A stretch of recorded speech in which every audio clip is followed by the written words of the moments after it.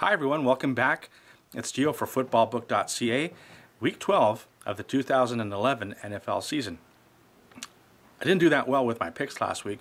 I went 2-2 with my over-under numbers, and I only went 1-2-1 against the spread as a couple of second-string quarterbacks came off the bench on the road and spoiled the party for us. Well, you know, that kind of happens once in a while. We're going to bounce back with a good slate of picks, and here they are.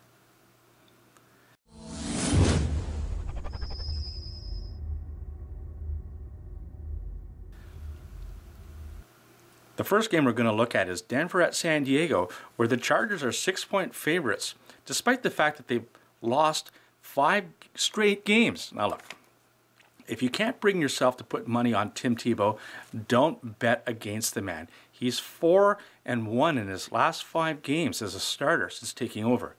And it's not only about Tim Tebow for Denver. That's a very good defense that they have. Cornerback Champ Bailey is going to go to the Hall of Fame. Elvis Dumervil missed all of last year, but the year before he led the NFL in sacks, and Denver has who I think is going to be the Defensive Rookie of the Year in Von Miller.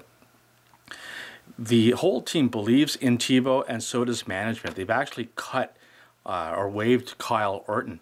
Meanwhile, San Diego Chargers quarterback Phillip Rivers continues to bicker with coaching and probably his players.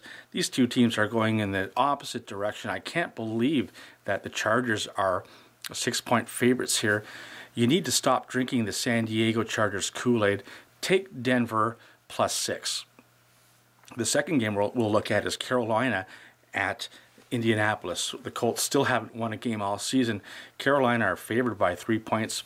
You know, these two teams are the two worst defensive teams in the league, but at least Carolina can score. You've seen what Cam Newton can do offensively.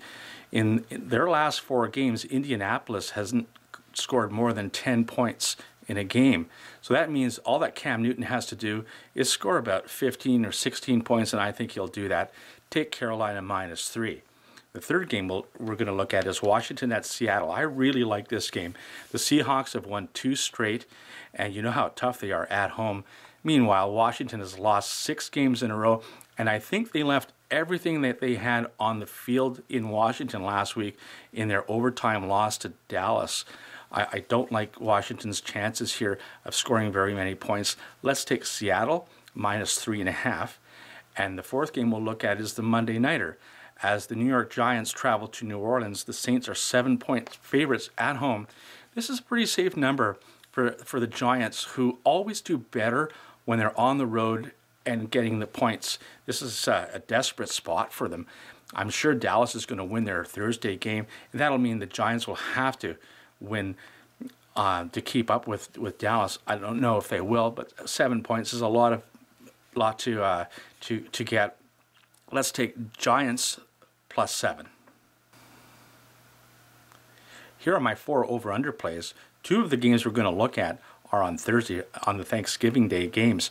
The first one is the early game where Green Bay goes to Detroit. The number's pretty high. It's 55.5.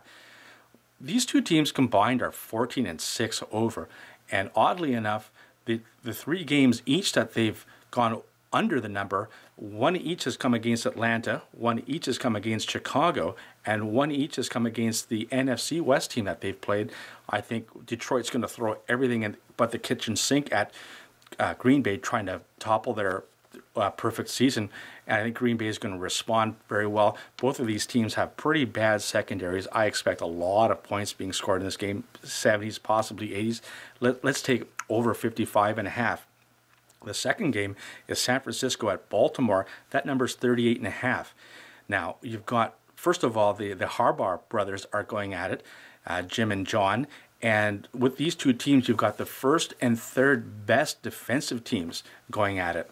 I think this will be more of a chess match than a scoring fest. Look for a low-scoring game, 10-7, maybe 13-10. Take the under 38.5 in this one. The third game we're going to look at is Houston at Jacksonville. Jacksonville simply can't score. Houston has a really good defense.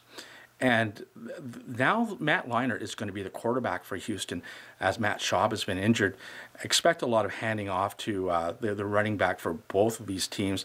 I expect a very fast game that'll probably end really quickly with a lot of running and a lot of the clock being used up.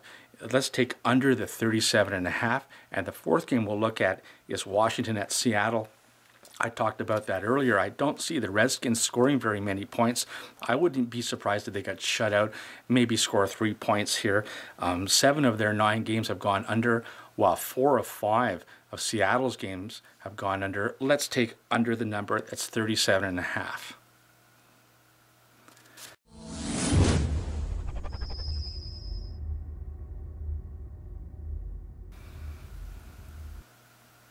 Here are my straight-up picks. There's 3 games on Thursday. Green Bay goes to Detroit. I think the Packers will stay perfect, unfortunately, because I'm a Vikings fan and I don't want that to happen, but let's take Green Bay. Dallas should probably end Miami's 3-game winning streak with a win. Tony Romo is 17-2 in the month of November. And the third game on Thursday is a game between the Harbaugh brothers, San Francisco at Baltimore. I like a little bit of an upset here. Let's take San Francisco. Now, for the rest of the games, I'm going to put the winners right here, and I'm going to talk about the teams that I think might upset the other teams.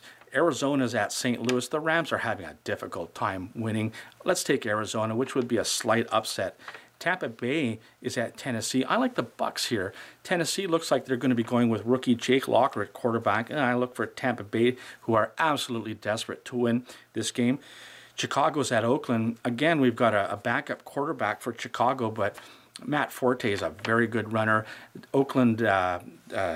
Chicago's defense is excellent, and I think they have the single best specialty teams in the league. Let's take Chicago. Denver is at San Diego. I've already mentioned how much I like Tim Tebow over Phillip Rivers. And the last upset that we're going to look at, I think the Philadelphia Eagles are going to hand the Patriots a loss. I really like Vince Young. I wanted him to join my Minnesota Vikings in the offseason. He didn't, and he looked very good with the Eagles. Let's take Philadelphia in a bit of a surprise there. Okay, so those are my picks for this week. Good luck, and I think you'll have good luck if you take my picks. I have a lot of confidence in them this week. I wasn't so sure last week, but this week I know we're going to take all of the man's money. I'd like you to join in on the discussion on my website, www.footballbook.ca, where we talk about who will win and who will cover the spread. Okay, for footballbook.ca, I'm Gio. Let's take the man's money.